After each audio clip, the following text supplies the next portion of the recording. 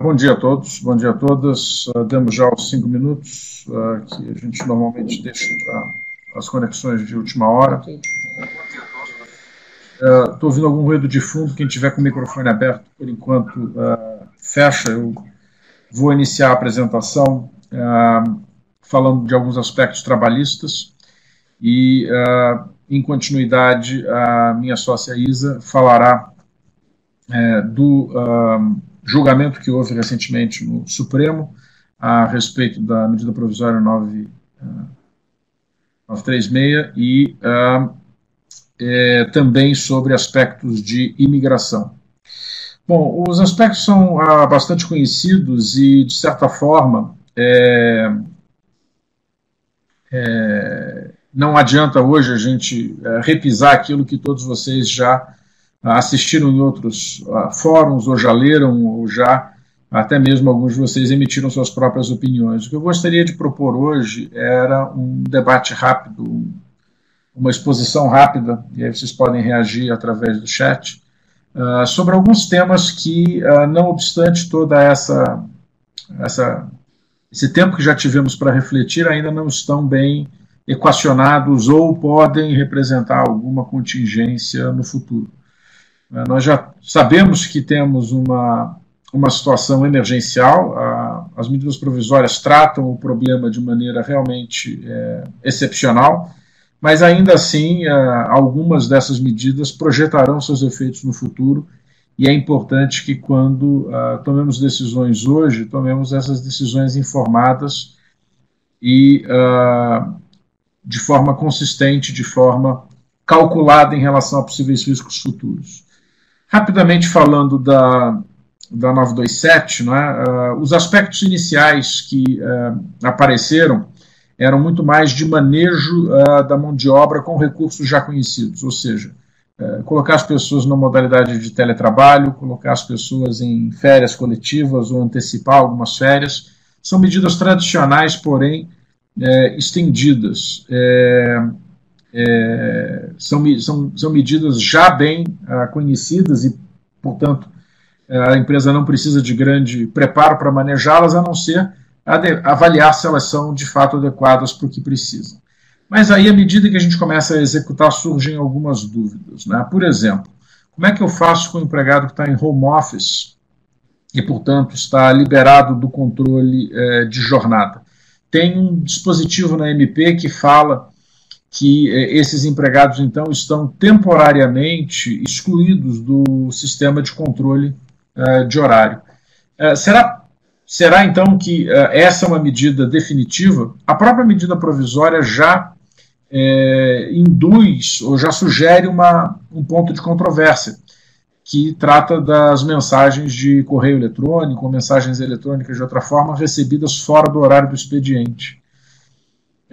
A medida provisória prevê que, então, a ativação ou a resposta ou o recebimento dessas mensagens fora do horário não constitui hora extra. Aqui eu acho que é recomendável as empresas terem uma certa prudência. Eu diria que não é completamente seguro usar o texto da lei.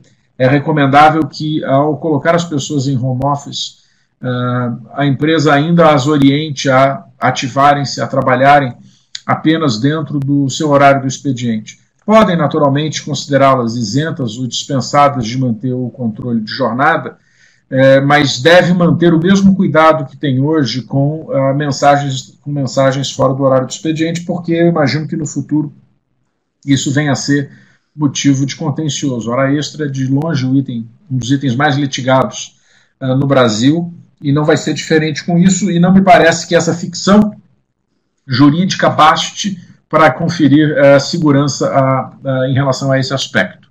Então, a recomendação é que as pessoas que estejam trabalhando em home office procurem, e a empresa as oriente, a manterem suas atividades sempre dentro do horário do expediente. O outro aspecto que a 927 ainda desperta alguma curiosidade é com relação a cargos de confiança e trabalhadores que estejam em outra forma do regime 62, seja trabalho externo ou já estavam antes em teletrabalho. Como é que eu posso... Perdão, eu já estava pulando e indo para a 936. O próximo aspecto da 927, ainda em home office, é como tratar as despesas operacionais e os empréstimos de equipamento. Né? Então, não é todo mundo que hoje está em home office e que antes já estava. É recomendável também, para esses casos, a empresa constituir um contrato de mútuo, porque o contrato de mútuo dá à empresa segurança jurídica para que o empregado tenha deveres de guarda, preservação e, sobretudo, em relação a normas de privacidade. A empresa emprestando um equipamento profissional, de alguma maneira, amplia a possibilidade, por exemplo, desse empregado em casa emprestar o equipamento para um familiar, para alguém que coabite a sua casa. Então, ao ter um contrato regulamentando isso, a empresa coloca novas camadas ou camadas adicionais de proteção em relação a não só o equipamento, mas ao uso de informação e ao acesso de informação. Com relação ainda a 927, eu vou gastar mais tempo na 936, outro aspecto importante é o das férias. As férias, tanto coletivas quanto individuais antecipadas, parecem uma medida segura. Mas a antecipação de períodos futuros de férias parece um pouco controvertido, porque o efeito que isso vai ter em longo prazo é que essas pessoas trabalharão por longos períodos, mais de 12 meses, 24 meses, sem férias, sem nenhum intervalo. Então, essa é uma medida que se impõe normalmente como uma questão de saúde do trabalhador.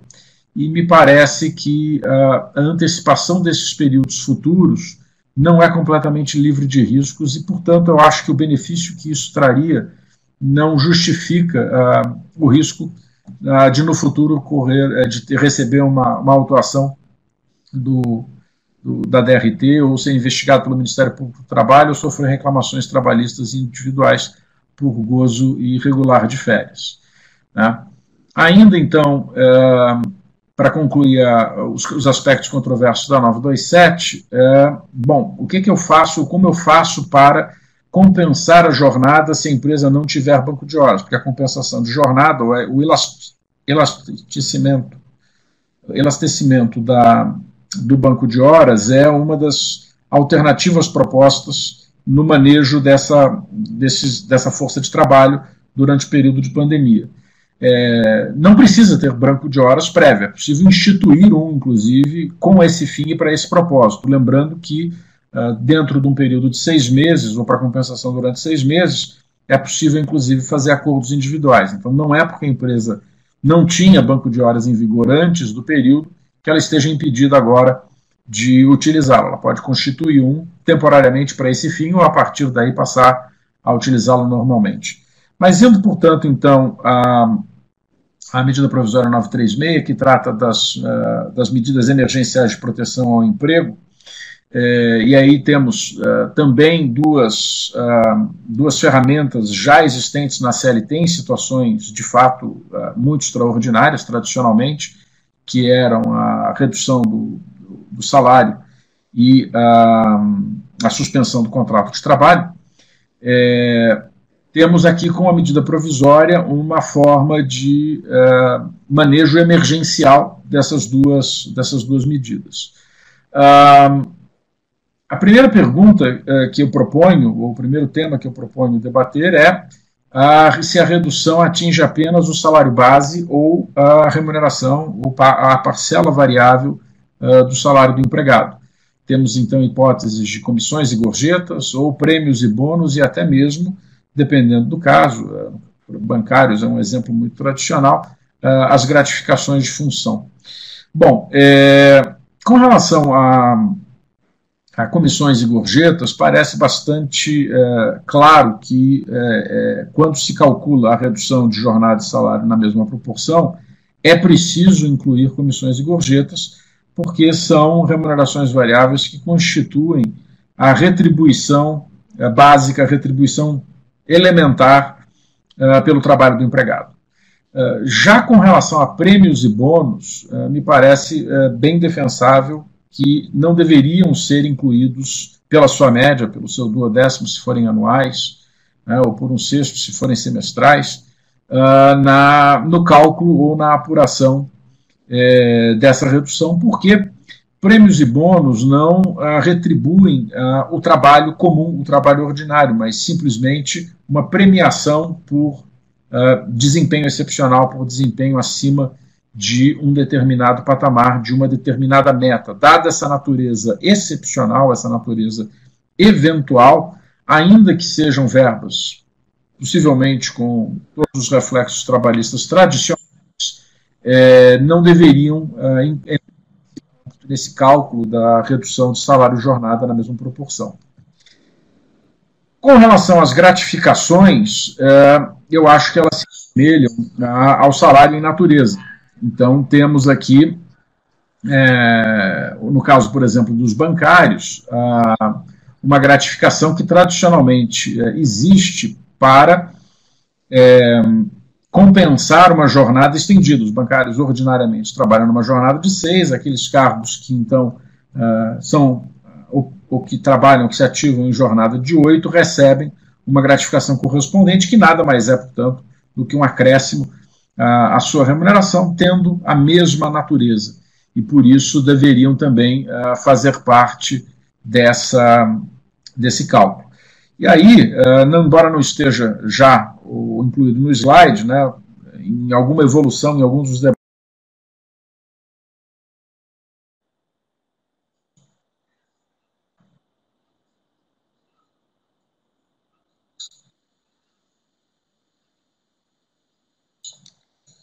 anteriores, empregados que estejam, ou que se ativem ordinariamente ou costumeiramente em horas extras, a hora extra também é remuneração base. Então, aqueles cuja remuneração tem acréscimo regular de horas extras devem ter esse valor também computado na redução de salário-jornada. E aí a pergunta fica mais complicada, porque aqueles empregados que, por alguma circunstância, estão habitualmente trabalhando acima de 8 horas, trabalhando, digamos, 9 ou 10 horas, a redução de jornada deles é a redução de 8, é a redução das 9 horas ou redução das 10?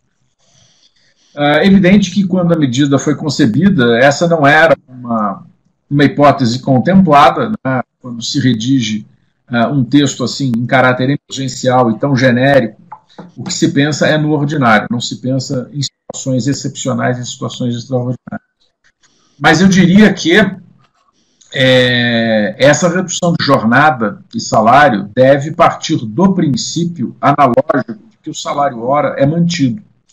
Então, se uma pessoa que, na prática, ativa-se 8 mais uma e trabalha até 9 horas, deverá ter, nesse período, a sua remuneração e a sua jornada reduzidos na mesma forma.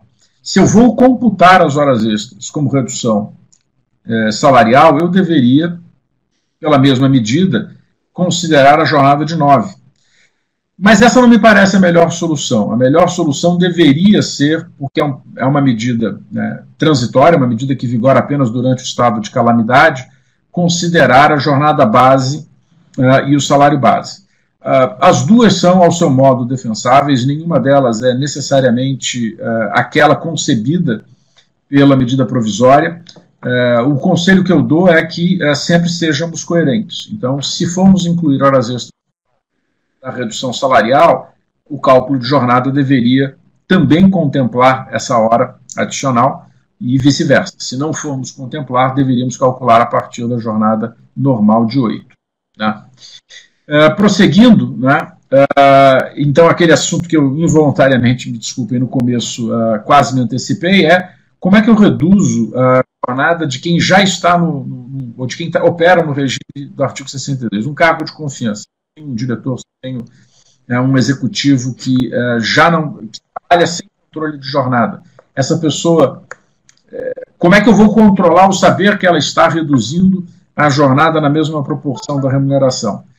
A resposta é surpreendentemente simples, que é um compromisso. Né? Essas pessoas hoje têm um regime de trabalho que, embora o controle de jornada, ordinariamente é presumido dentro da jornada constitucional. Não nos esqueçamos que os limites de 8, de 44, são limites constitucionais, mais do que da própria CLT, ou apenas da CLT. Então, é presumível que essas pessoas, né, normalmente, ordinariamente, embora a empresa não consiga controlar e não tenha sobre elas a efetiva medida de quantas horas eles trabalham por dia, presume-se que trabalham 8. Da mesma maneira, deve ser feito um acordo individual, no caso, para que eles, de alguma maneira, trabalhem menos, né? Então, ainda que a empresa não controle, o acordo que vai ser feito é que eles ganham menos e devem procurar desempenhar essa sua atividade reduzida num horário compatível. O que não se deve fazer em nenhuma hipótese, submeter essas pessoas a um regime de controle, porque, ainda que seja uma alternativa provisória e transitória, isso demonstra a capacidade ou até a disposição da empresa de controlar a jornada deles. Isso pode comprometer a sua permanência nesse regime de exceção do artigo 62. Então, a recomendação aqui é surpreendentemente simples, mas é simplesmente colocar no contrato que o trabalho reduzido deve ser desempenhado numa jornada proporcionalmente reduzida, ainda que não controlada. Muito bem. Uma pergunta que a gente recebeu desde o início e que compreende respostas ou precisa de respostas ajustadas à realidade de cada empresa, que é, na hipótese de redução de jornada e salário, se é possível aplicar percentuais diferentes dentro de uma mesma empresa. A resposta é afirmativa, sim, mas com algumas ressalvas, né? É permitido sim, porque proibido não é. Segundo, porque a lógica da medida provisória é tal que, se ela concede acordos individuais, isso significa que eu posso fazer acordo com alguns e não necessariamente com outros. Né? Senão, a lógica seria tal de que o acordo só poderia ser coletivo, e aí seria aplicável a todos os empregados. Porém, aqui vale um conselho que a gente dá sempre, né? Que é o conselho da coerência, o conselho da homogeneidade na implementação de medidas e de decisões das empresas. É preciso que a empresa, então, busque razões operacionais que justifiquem esses percentuais diferentes, porque, de outro modo, eles terão uma aparência de discriminação. Eles vão parecer decisões arbitrárias, injustificáveis, e aí eu me recordo que já alguma nota técnica ou alguma orientação, ou algum comentário do Ministério Público do Trabalho para que se esteja atento a que esses mecanismos não sejam usados de formas discricionárias ou de forma arbitrária a prejudicar determinados empregados. Então, por exemplo, olhando para uma empresa que tenha uma atividade industrial e tenha também uma atividade de escritório, é possível que a empresa tenha uma redução maior da atividade operacional, ou da fábrica, por exemplo, do que do escritório, que ainda mantém uma carga de trabalho administrativo maior. Olhando só para o universo do escritório, é possível que o back-office tenha uma redução ainda menor do que a área de vendas. A área de vendas, por exemplo, precisa de uma redução de 50%, mas o back-office apenas de 25%, porque, no final das contas, ainda tem mais trabalho do que a área comercial. Olhando no microcosmos do back-office, é possível também compreender que a parte de recursos humanos tem ainda uma redução menor, porque vão estar muito ocupados com a implementação de todas essas medidas. Então, quando eu digo que o conselho é de coerência, é que ou essas decisões sejam departamentalizadas, ou dentro de um departamento sejam aplicadas de forma igual, ou da mesma forma, a pessoas que tenham atividades comparáveis. O que se torna mais arriscado, ou que se torna arriscado no sentido de um possível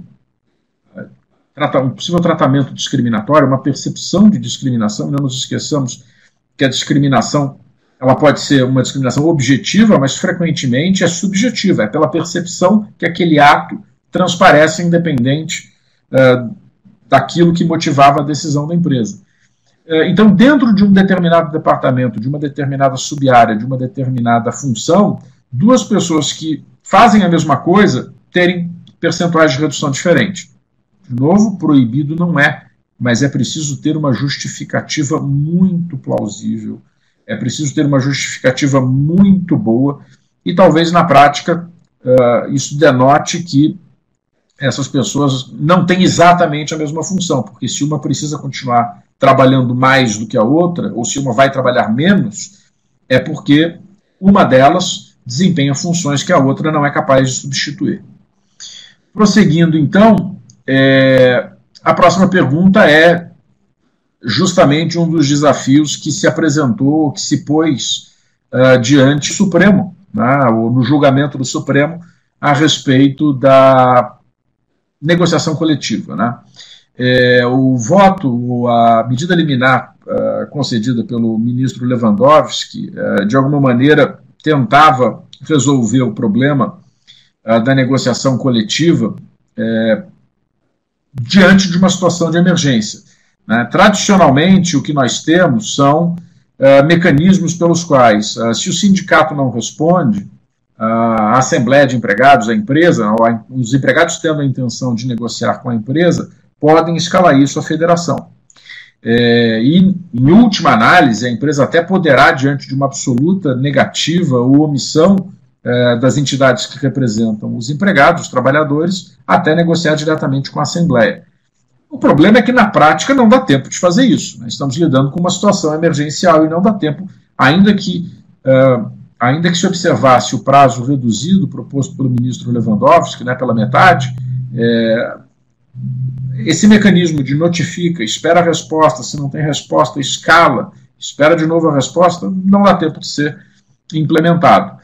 A recomendação que nós temos feito nesses casos em que a negociação coletiva é necessária, antes até talvez de uma certa segurança maior da negociação individual conferida pelo Supremo, mas mesmo para aquela categoria intermediária, que a negociação coletiva pela própria medida provisória é inevitável, é de buscar a mediação desse impasse nos tribunais regionais do trabalho. Todos os tribunais regionais do trabalho estão funcionando, mesmo durante a crise, e têm comissões permanentes para mediação e conciliação, inclusive podendo ser acionados por e-mail, por mensagens de texto.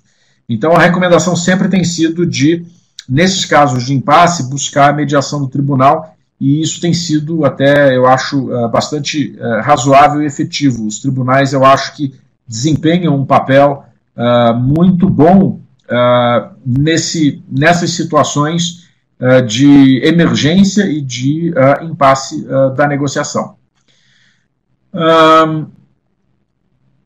Eu vou pular o próximo item, porque na divisão aqui eu combinei com a Isa que esse era um tema tão peculiar que eu gostaria de ouvir a opinião dela e deixar que ela expusesse para vocês esse tema. Então eu vou pular a parte do julgamento do TST, do STF, que trata então da constitucionalidade dos acordos individuais, passando rapidamente para os dois últimos, que são realmente curtos. O primeiro deles é uma pergunta que no início não surgiu, mas ao longo dos dias pareceu até uma pergunta meio simples, mas à medida que a gente começa a estudar, ela se revela um pouco mais complexa. Eu posso demitir durante o período de estado de calamidade, durante esse período, então, de ajuda emergencial do governo? Bom, claro, tem os obstáculos para quem, então, é beneficiado pelo auxílio emergencial do governo, que tem um período de proteção de emprego correspondente ao período de gozo ou de usufruto desse benefício. Mas e a empresa, então, que adota uma dessas medidas para parte dos seus empregados, mas, ao mesmo tempo, decide fazer uma redução de quadro, decide fazer algumas demissões? Objetivamente, não tem nenhuma proibição, mas há uma certa incoerência entre uma redução de quadro, uma leva de demissões, e aqui evidentemente que eu não falo de uma situação pontual e tampouco de justa causa, mas de simplesmente demissão como forma de ajustar o seu quadro de pessoal, a sua necessidade e aos seus custos. Essas medidas foram feitas para a preservação do emprego. E há quem defenda, não necessariamente com toda a razão, mas também não sem nenhuma razão, que as demissões são incoerentes ou incompatíveis com o uso dessas medidas. Então, se a empresa é capaz de lançar mão de medidas tão extremas como redução do salário e suspensão dos contratos, ela deveria exaurir essas medidas ou utilizar essas medidas antes de passar a uma etapa ou a medida mais drástica, ao remédio mais amargo, que é a demissão. Se existe na Constituição fundamentos no princípio da finalidade ou da função social da empresa, né, de gerar emprego e gerar renda para os seus empregados, uma justificativa para essa redução salarial e para a suspensão do contrato de trabalho, esse mesmo argumento deveria valer também como um impeditivo. Então, eu tenho aconselhado muita prudência no manejo de demissões coletivas. É possível fazê-las, mas eu acho que é preciso olhar para o panorama geral. E é preciso, mais do que nunca, ser capaz de fazer uma demonstração de que elas são inevitáveis. Porque se elas fossem ou pudessem ser substituídas por uma dessas medidas emergenciais, haverá sim algum risco de um contencioso iniciado pelo sindicato, pelo Ministério Público do Trabalho, e aí, a depender das circunstâncias, o próprio judiciário pode sim reverter essas demissões. E aí a gente já tem visto alguma movimentação nesse sentido. Nós já vimos algumas decisões individuais, né, em reclamações individuais de empregados demitidos logo no começo da pandemia, dizendo que era uma demissão socialmente muito impactante, porque é um momento em que ninguém consegue se reempregar, não existe abertura. Claro, há setores aquecidos, há alguns setores, né, sobretudo de entregas e de comércio eletrônico, mais ativos, mas de maneira geral há um desaquecimento de vagas, então é uma demissão muito dura. Mas também porque o TRT4 do Rio Grande do Sul já emitiu um enunciado, uma manifestação no sentido de que as demissões não deveriam ocorrer, as demissões coletivas não deveriam ocorrer como forma de ajuste de custos e de quadro de pessoal à necessidade de produção, haja vista a existência, então, de alternativas menos impactantes para a sociedade.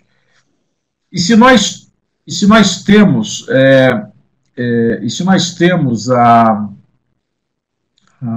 uma controvérsia ainda não completamente resolvida depois da reforma, que é a necessidade de negociação sindical, né, havia lá o famoso precedente de São José dos Campos, que não foi o primeiro, mas foi aquele que ganhou mais notoriedade de início, né, revertendo demissões porque a empresa não negociou com o sindicato a mitigação dos efeitos sociais que essas demissões causavam. A reforma não resolve completamente, porque a reforma fala em não ser necessária a aprovação, a permissão do sindicato, e nunca foi dado ao sindicato aprovar ou permitir nada. O que a jurisprudência dizia era do dever da empresa de engajar em negociação, e sequer o dever de pagar, porque a empresa pode, na negociação, inclusive, demonstrar que não tem condições de oferecer nada a mais. Há um caso até relativamente conhecido, se eu não me engano, no ABC em Diadema, ABCD, portanto, mas que uma empresa fez um acordo coletivo com o sindicato para demissões coletivas, pagando até menos do que a lei determinava, porque a empresa estava numa situação pré-falimentar e era uma forma de garantir que os empregados recebessem de maneira uniforme o maior pagamento possível das verbas rescisórias, sem que depois tivessem a contingência de ter que buscar no processo falimentar essas verbas. Então, eu diria que hoje, nesse momento de crise e num momento de tentativa do governo de conter demissões, fica mais exacerbada do que nunca essa discussão do dever da empresa de procurar o sindicato antes de adotar demissões coletivas. Então, embora a medida provisória não seja clara a esse respeito, é uma medida que é permitida, mas eu sempre recomendo cautela e análise e busca de alternativas ou de fundamentos muito claros para demonstrar que a demissão, então, ou as demissões são absolutamente inevitáveis para preservar ou para que a empresa continue a existir em sua operação.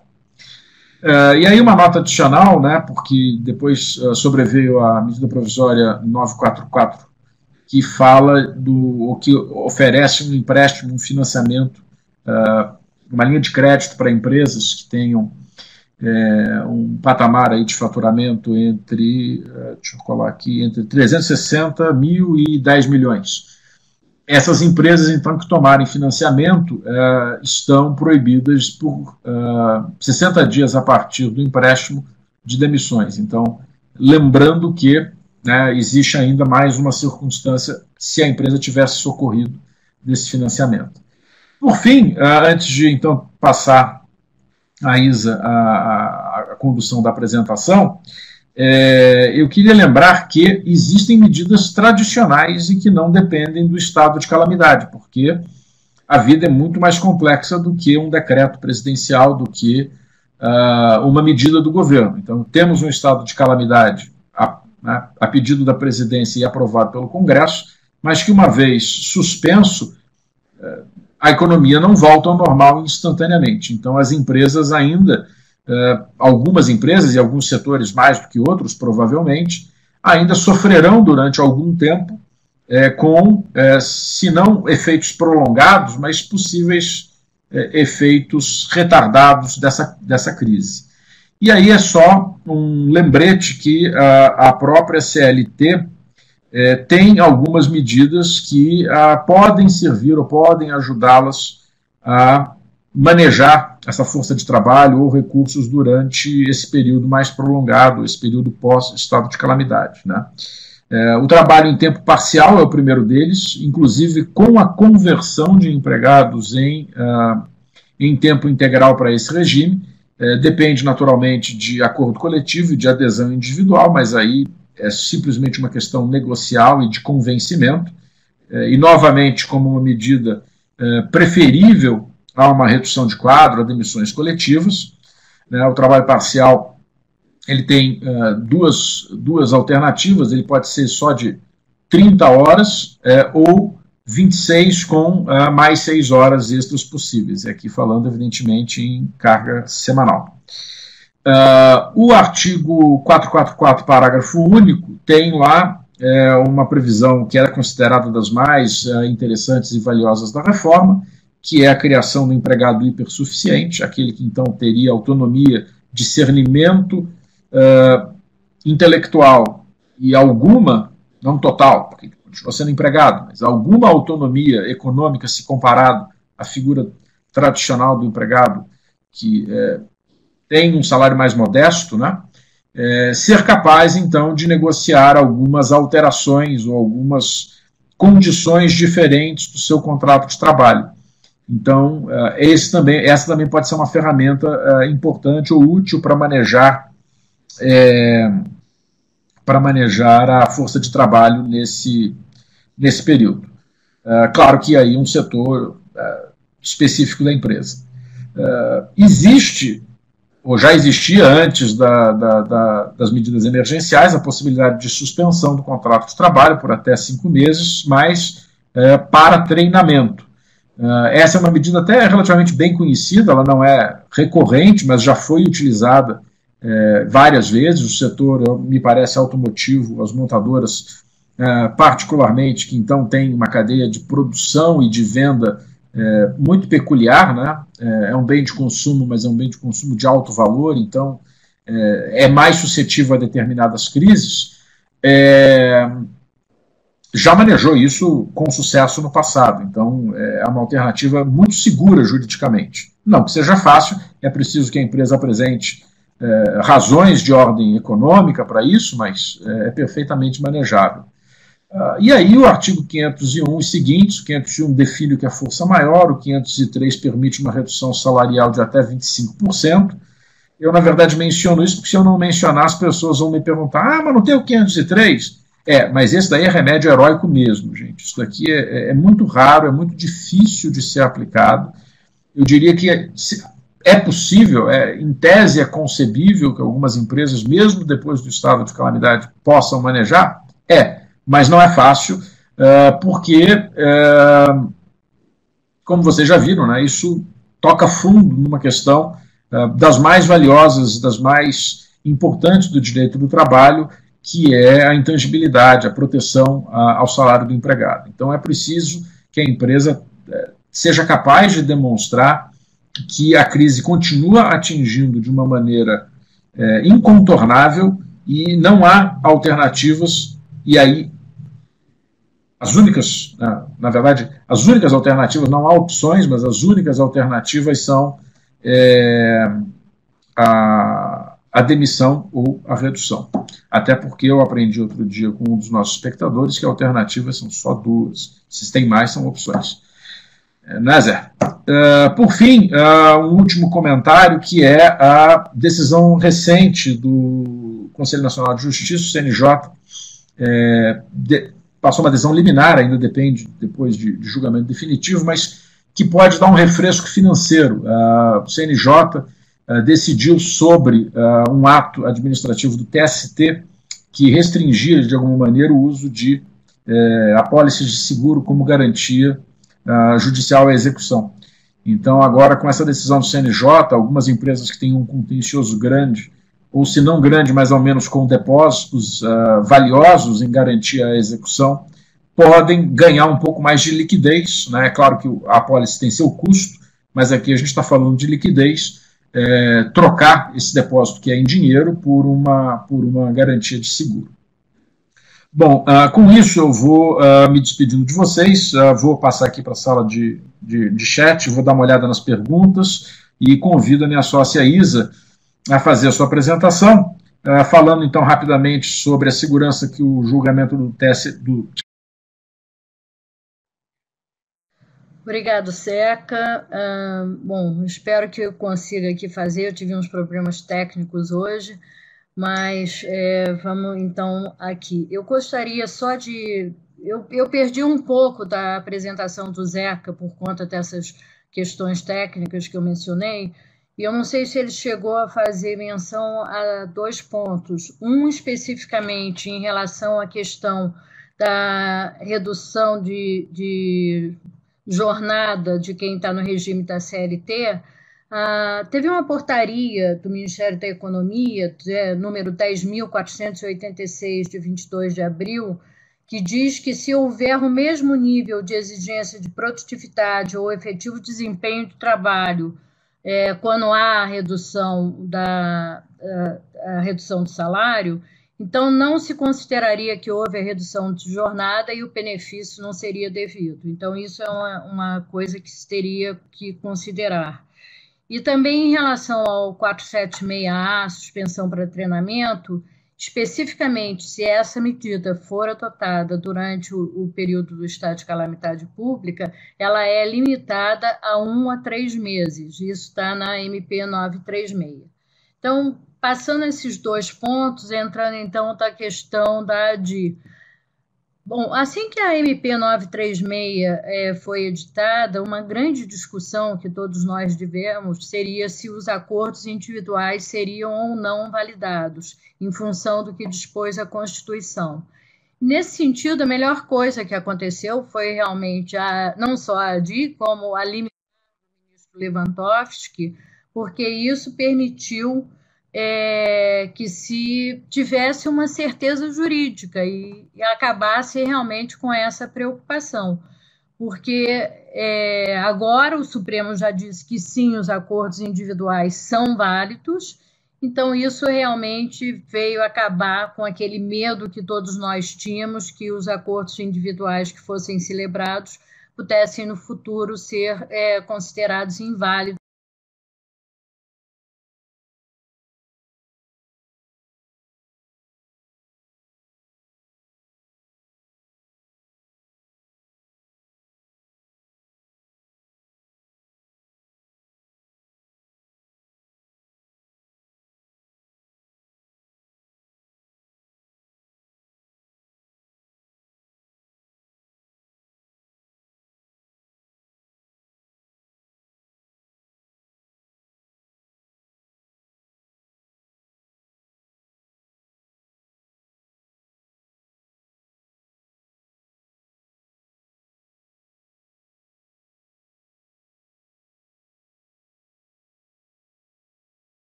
por prazo determinado ou indeterminado. E os profissionais estrangeiros que estão trabalhando para algum organismo internacional ou para algum consulado ou embaixada. Fora isso, existe uma outra genérica que é para quem é parente de brasileiro, cônjuge, companheiro, filho, pai, curador, ou para o estrangeiro que já tenha a carteira de identidade de estrangeiro, que é o Registro Nacional Migratório.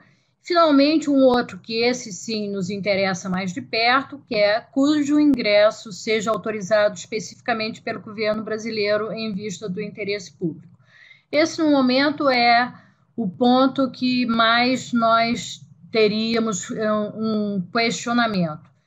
Existem hoje em dia duas formas de você conseguir que esse ingresso seja autorizado.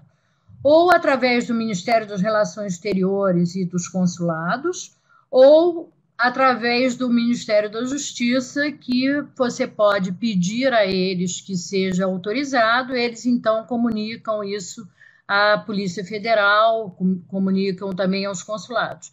Ir direto ao consulado e já ter essa carta do consulado nos parece, então, um meio mais rápido e mais eficiente do que ainda passar pelo Ministério da Justiça.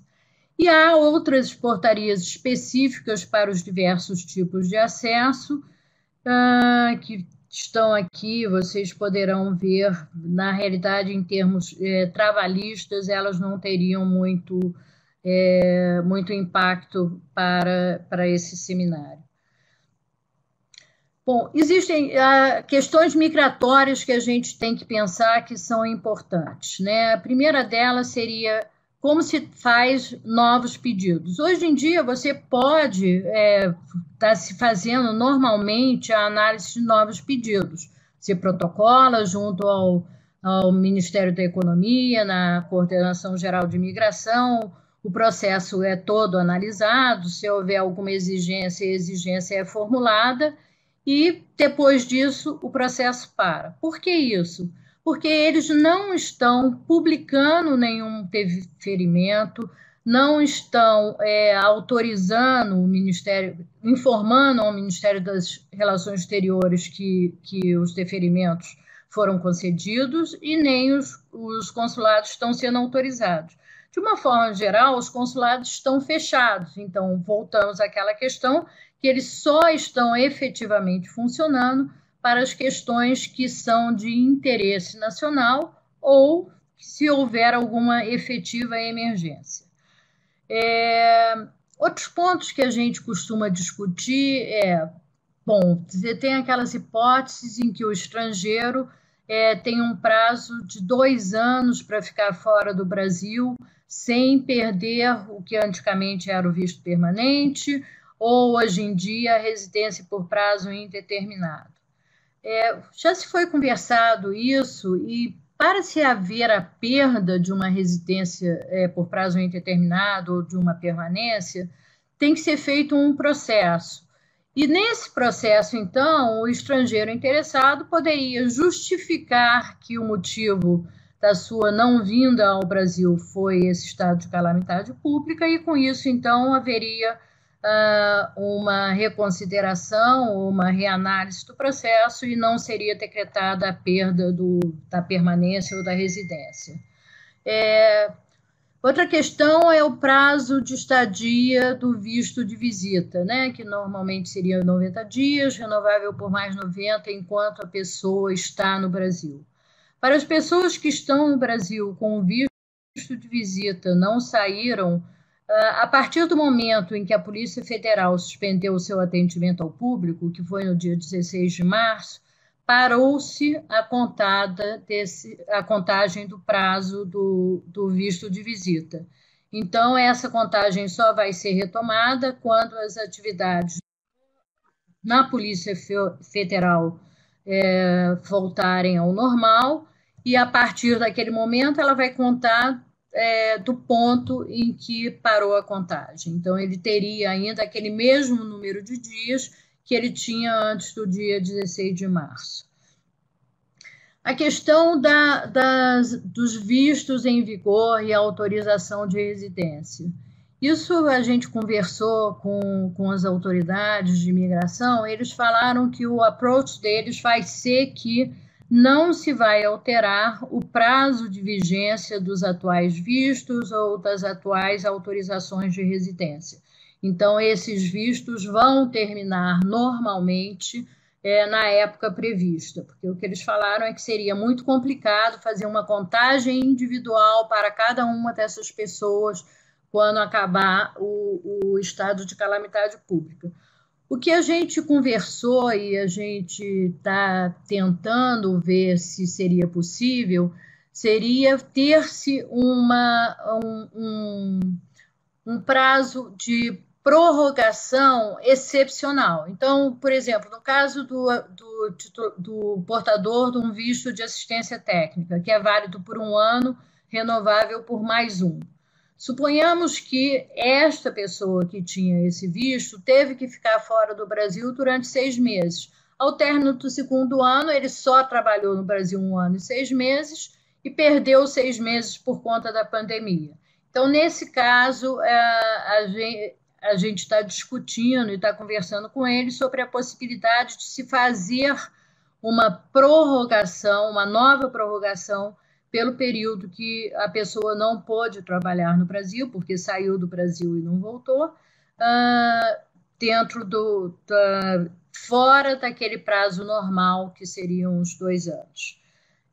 Outra questão também que é muito discutida é o que acontece com aquelas pessoas que saíram sem registro na Polícia Federal e, portanto, acabaram não fazendo a anotação na CTPS.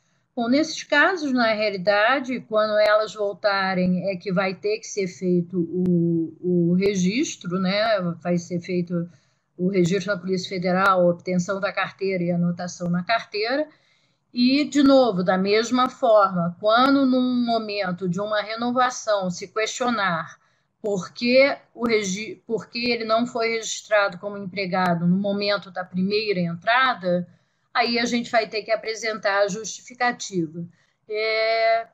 Eles têm se mostrado muito abertos e dizem o seguinte, que todos esses pedidos de reanálise eles serão analisados e vistos com boa-fé, né? Partindo da premissa de que há uma boa-fé de todas as pessoas envolvidas e que não houve nenhuma intenção de se lesar os direitos desse empregado no momento em que não houve o registro a partir da primeira entrada no Brasil. Questões trabalhistas que também são muito levantadas e muito perguntadas dizem respeito, por exemplo, à questão da redução salarial em caso de um split payroll. Quando a gente fala no split payroll, a primeira coisa que eu vou perguntar é: este split payroll o valor que está sendo pago no exterior está sendo processado dentro da folha brasileira? Se esse valor estiver sendo processado dentro da folha brasileira, a sua redução é sobre o valor total. Agora, se o valor que está sendo pago no exterior não estiver sendo processado aqui no Brasil, você não tem como considerar, no momento da redução salarial, os valores que são pagos no exterior. Então, nesse caso, efetivamente, a sua redução salarial só vai se aplicar sobre os valores que estão registrados no Brasil e processados aqui no Brasil. Um outro ponto que tem sido discutido e tem sido muito perguntado é o que se faz. Eu posso fazer um término do International Assignment com manutenção do vínculo empregatício no Brasil? Ou seja, ele não recebe mais aqueles benefícios que eram do exterior, porque ele retornou para o seu país de origem, mas ele continua registrado como empregado aqui no Brasil. Na realidade, não há nenhum problema em se fazer isso, porque a lei brasileira não exige que você tenha um vínculo com o empregador no exterior. Então, se você tem os dois contratos, né, digamos assim. Então, esse international assignment, na realidade, ele não é relevante para a manutenção do vínculo empregatício no Brasil. Então, lembrando que o International Assignment só dá ao expatriado direito a determinados benefícios. Então, o que acontece? Na hora que ele volta para o seu país de origem, ele ainda tem o seu vínculo empregatício lá, e ele vai ter um vínculo empregatício aqui. A única coisa que ele não tem mais é o International Assignment com aqueles benefícios do International Assignment.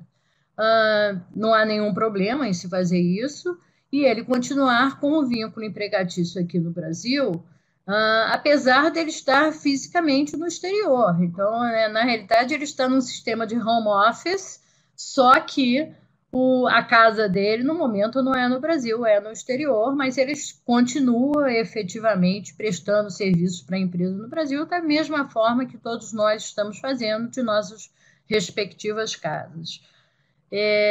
E um outro ponto também que muitas vezes é levantado e é discutido é a questão da redução salarial de empregados brasileiros que estão trabalhando no exterior.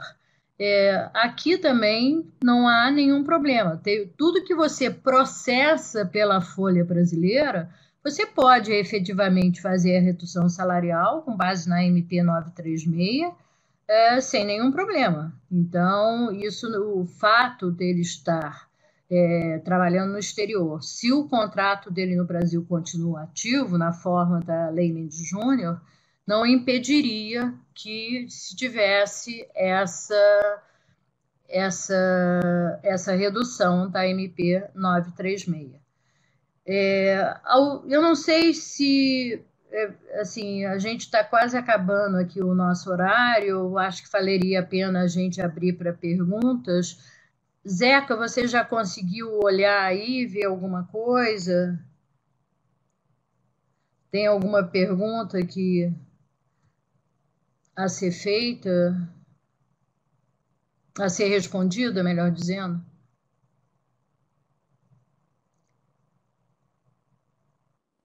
Isa, eu estava olhando aqui as perguntas, eu acho que elas acabam sendo bem específicas e talvez a gente pudesse pensar em depois fazer alguma anotação geral, ou publicar alguma coisa, compartilhar com todo mundo, mas assim, das que eu vi, não há nenhuma agora que eu acho que a gente consiga, ou que vale a pena responder diretamente, até em benefício do tempo, que a gente está fechando já uma horinha, né? Eu não sei aí, parece que o meu som teve alguns momentos que não estava muito bom, eu não sei se ficou alguma coisa que não foi clara, ou enfim, que... Por um minuto mais ou menos o sinal cortou o teu som, mas eu acho que o conteúdo como um todo foi.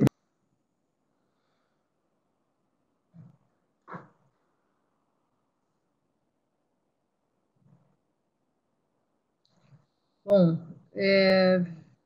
acho que não tem nenhuma pergunta em relação à questão de imigração, não estou vendo nada aqui, né? Então, acho que realmente seria só mesmo isso que o Zeca comentou, que a gente deveria, então, responder, fazer algumas perguntas, essas perguntas de uma forma genérica posteriormente, correto, Zeca? A gente pode depois passar uma triagem aqui, o chat está bem movimentado, mas eram às vezes alguns comentários justamente sobre som, etc. A gente pode fazer dessas perguntas uma identificação de quais são os assuntos mais recorrentes ou mais comuns, e aí, se for o caso, a gente compartilha. Tá certo. Bom, queremos então agradecer a presença de todos. Muitíssimo obrigada por estarem conosco essa manhã. Zeca?